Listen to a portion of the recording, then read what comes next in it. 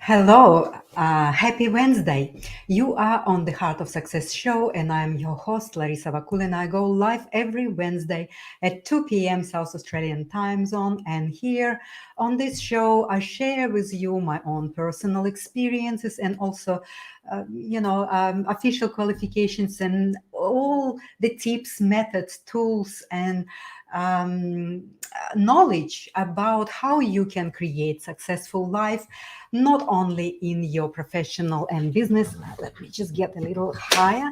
Yeah. Not only in your professional life or in business, but also in all areas of your life.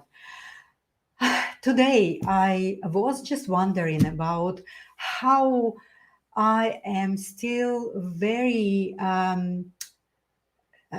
fearful of my own potential. How this is my 65th episode of going live and sharing a lot of different information and material and topics with you, but I still feel very fearful. So, am I enough? That's what the question I'm asking myself. And also, why we always have this fear of the self. So, I wanted to elaborate a little bit more on this topic today. I want to share with you my own experiences of how each time when I come live to talk to you, I feel this fearful feeling of being judged or not being loved or maybe not being understood. All of these inner voices that tell me, like, what if they don't like you? What if they judge me? What if they don't agree with what I'm telling here? And this is creating an enormous pain inside. And this is creating the state where that self judgment, that self talk of fearing the self is really, really painful, right? So, but the fear of the self comes from, it's a basic fear of, of fearing the self. It also sits behind fearing the life itself and fearing the death. So this is really is the nature that we have, that we keep this fear within ourselves, and also when we fear in others. That's what I'm constantly doing when I'm alive. I'm fearing others because I'm fearing myself. So this is first the fear of the self, and only then we experiencing the fear of everything else outside of us. So why is it? How does this happening? So we all know this deep pain, and I know you know this deep pain. And that pain of the false illusionary fear of yourself, when you basically wall off the parts of yourself that you don't know fully, not accepting and not acknowledging. So this is really what it is.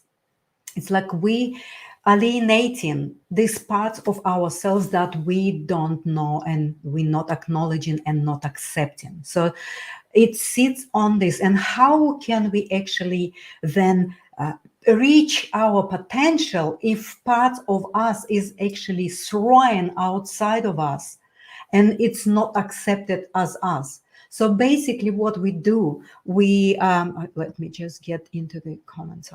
Yeah. So what we actually do, we separating parts of ourselves that we believe are not good enough, or we believe that is bad for some reason. We believe that is something that we not even need to acknowledge by ourselves. Well, this is really is unsuccess. So from this place of separation within ourselves, we cannot create success. We cannot really reach potential. And really, without reaching our full potential and giving from that place of abundance and fullness, we're not free. we keep creating more fear, we keep creating more unsuccess in our life, we keep creating more pain because of that place that we constantly dwelling on, we constantly having association with, like that place of not being enough, right? So, and to actually deal with this self talk, to deal with all these negative thoughts and self judgment of what if they're not gonna to love me, what if they're not gonna to accept me, what if they're not gonna to agree with me or love me or respect me. So we create an ideal self, and that ideal self is always unrealistic. It's not realizable because it is outside of us. So we create that ideal self, and we believe that we kind of keeping ourselves from exposing ourselves truly from that very honest place. I'm here with you right now, and I'm fearing that maybe I will be judged by others, or maybe I will be not agreed, or maybe I would be not loved by others. But I'm choosing to go through this and overcome my fear every week, and I'm showing up for myself because I would like to challenge that fear and just show up for myself and for you, because I have that potential within myself that I would like to share with others and give from that place. So we always also believe that when we challenged by all the problems and things in our life, we believe that we don't really have a choice. We're always on at the crossroad of a good and bad alternative. We don't see the reality on it from different angles, and we only have that two alternative, and that's why we actually separating that place that we internally believe in ourselves that are not good. Well, this is really destructive, and this is really self-sabotaging for your success to reach your full potential and give from that inner reaches of yourself to outside and share with others, right? So when we actually hold on that pain of being not enough, it indicates that we have the wrong and very negative perception of ourselves. So it's not realistic perception of ourselves. It sits and based on that past experiences that probably some time ago we've been experiencing some trauma, some pain, some really judgmental experience, or some painful experiences, right? And that's where we start to judge ourselves, and that's where we start to experience that pain of not being enough. But really exposing yourself and accepting this part of yourself is the way to reach your potential, to actually strengthen your potential. And each time when I have a big dream or big project that I start to create, and I start to dive into the creation of my reality, I have that voice of not being enough. But I go and choose, I go through it. I just choose to overcome this pain of being not enough, and also realizing that these negative thoughts and the self judgment is only mine.